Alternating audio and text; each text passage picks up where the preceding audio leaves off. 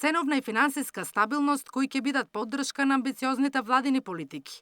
Ова се приоритетите на новиот гувернер на Народната банка, Трајко Славески. Вели дека ќе оправда дадената доверба и ќе зачува независноста на Централната банка.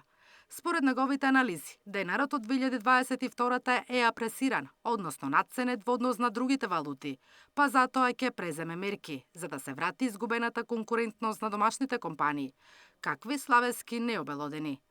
Пошироката јавност е фокусирана на оно што се рекува номинален девизен курс, кој што очекуваме да биде фиксиран.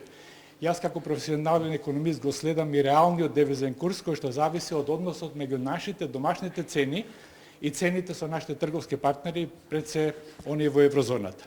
За жал, во изминатиот период, особено по 2022 година, имаме значителна реална апрецијација на реалниот девизен курс. Од 2002 година ноември до јануари ова година е апрециран, значи зајакнат денарот за 5,4% во однос на сите трговски партнери, поважните трговски партнери, а во однос на еврото, денарот има апрецирано цели 9%. На прашањето дали ќе се менува курсот на денарот, Славески убедува дека тој ќе остане стабилен. Еднаш ќе воведете флексибилен девизен курс? Не, во никој случај.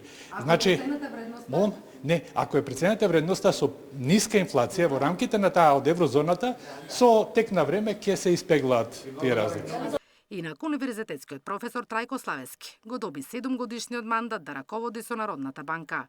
Ке седне на местото на Анита Ангеловска-Бежовска. Во негова одговорност е зачувување на стабилноста на денарот, банкарскиот сектор и ставање на инфлацијата под контрола.